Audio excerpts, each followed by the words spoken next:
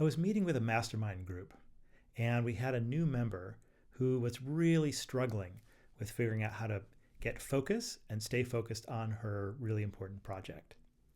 And so she asked some of the more experienced people that were there, what did we think, if there was any one thing that would help her out, what did we think that one thing was? And we all had the same answer. And if you look online, you'll find that hundreds of other coaches, entrepreneurs, CEOs, productivity hackers all list this as an important ingredient. And that is, very simply, pick one thing per day. And if you want the fun rhyme version of that, clear distractions away with one thing a day. It's that simple. So let's start to break it down. First of all, let's talk about the 5 reasons why this is so effective. And the first of these starts with an idea brought about by Steven Pressfield in his book, The War of Art. He talks about something called resistance, which is that thing you have to break through every morning to get going on the project that's so important.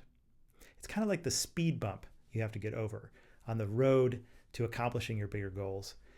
And what this does is it gives you one road and one speed bump, which gives you so much more focus, because it's really easy to start something in the morning, run into the speed bump, and then see if there's another road. Go down that road a little ways, run into another speed bump, and turn down another road until ultimately find something trivial or meaningless to just waste some time on. This doesn't allow that. We only get one road and one speed bump. And it turns out that one of the second things that makes this so effective is that having that one speed bump is a part of obtaining a state of flow. It's one of the key flow ingredients. We'll talk more about that in another video, but fundamentally, flow states are very effective focus states of concentrated work. Thirdly, we get positive momentum. So just by having accomplished our one task of the day, we're already on a roll. We're ready to keep going and pick up a couple of extra bonus tasks for the day. But we also know that we've done all we have to do for that day, which is a tremendous feeling and really empowering. Number 4, we can instantly check against whatever we're doing at any moment. So at any moment, I can look at what I'm doing and say, is this the one thing? And if not, come back to the one thing. Is this the one thing? Nope, come back to the one thing. And if this sounds anything at all like the practice of meditation, where we focus on breath, and then we check to see if we notice we're not paying attention to breath and we come back to it, it's building those same mental muscles. And the 5th thing that makes this so powerful is that we only have one thing. So if you think about a typical day when you have a list of 30, 40, or 50 to-do items, if you get 1, 5, or even 10 things done, at the end of the day, it's demoralizing, you feel defeated. And so this provides such a sense of accomplishment. And not only that, but that one thing was actually the important thing. So those 40 or 50 other things, if this one thing was accomplished, might not even matter. And that's what we're really trying to get to here, is finding out how to make the things that really matter, the things that are really important, get our focus, time, and attention.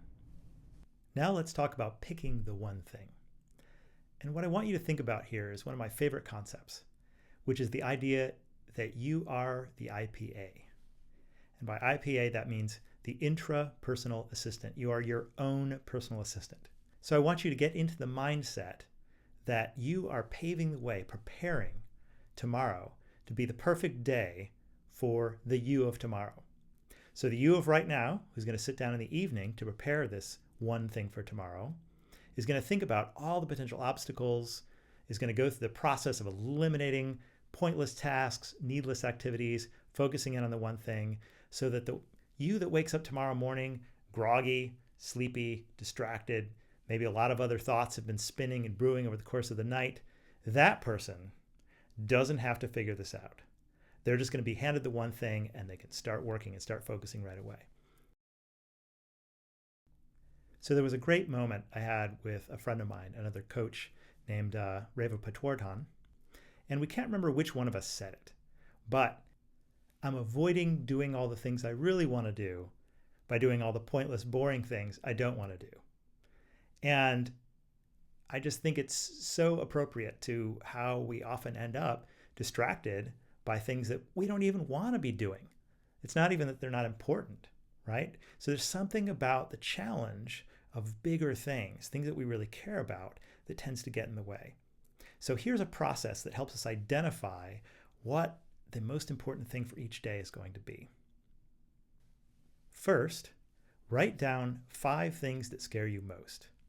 So these could be as simple as a phone call, text, email, not something big, not a project that's going to take weeks, but what's that one small bite-sized chunk that really sets our heart pumping, right? That really gets some anxiety happening. What's that one terrifying thing? Because that's a great clue into something that's really meaningful and big for us to take on.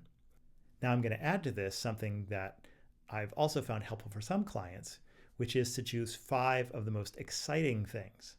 So write down 5 things that are really exciting to you as well. Now from these 2 lists, you're going to look through and find the one thing. Now this is something I really like from Tim Ferriss. He talks about the one thing that pushes a domino that unleashes a series of dominoes towards your biggest goals, the things you care about most. So take a look at that list, go through, what is the one thing that's going to have a huge impact down the line and is really terrifying to do right now? And you've got a pretty close sense of what that important thing might be. Now, of course, we want to compare this to our bigger sets of values and goals, but I'll talk more about that in another video. The next thing we want to do is schedule time for this.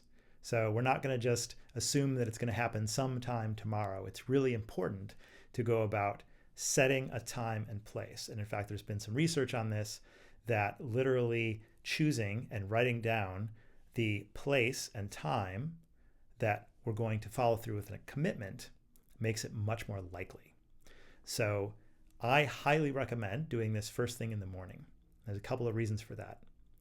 If you take on this speed bump, this obstacle, first thing in the morning, you have a lot of opportunities to fail. So you have a lot of chances to catch yourself not doing it and bring yourself back. So there's plenty of room for that. Also, you're probably at your most alert and awake. It turns out that most people are. Their mental capacity is the best in the morning. If you feel like yours is not, I have another video on taking a look at biological differences that could lead to that and ways to make adjustments. But for now, I highly recommend trying first thing in the morning. The first thing you do is attack this one thing.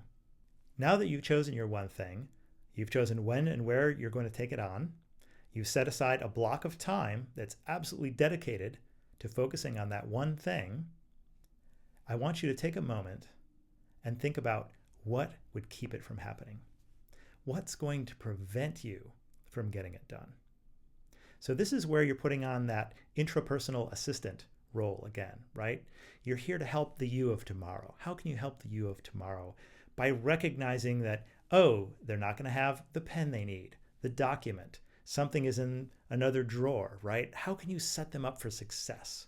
What are the things you can already, if you take even a few minutes to think about it, you can anticipate leaping up as distractions. So think about that now, recognize the challenges, and it may mean a couple of things. It may mean you need to break that task down even smaller to make it more palatable, to make it more direct, something you can really do in that time frame, or it might be something simple you could prepare for now.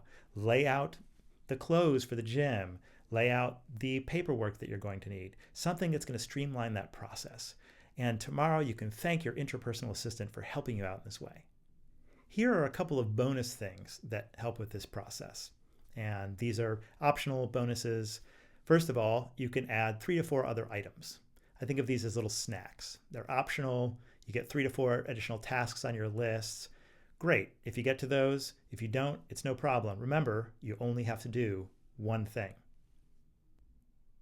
Now with that list of sometimes more than one item, I like to write next to it in big letters, write TOT in caps, tote, because totes, this is the only thing you have to do, right? The last thing I'll recommend is something I cover in another video, and that's the sprint focus method. I highly recommend using this for actually focusing your time, making better use of your energy, and especially with creative work, this really does magic in creating new opportunities.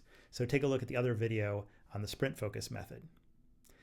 So again, sitting down the night before, taking on the role of intrapersonal assistant, choosing 5 things that are terrifying, 5 things that are exciting, and then picking from those one, making sure it's bite-sized, something you can really take on in a short period of time so you have plenty of time to get distracted and keep coming back to it.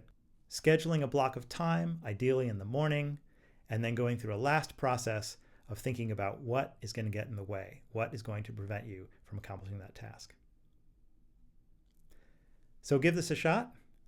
Thanks for listening to the video, and be sure to check out other videos here on the site, and look forward to seeing you again soon.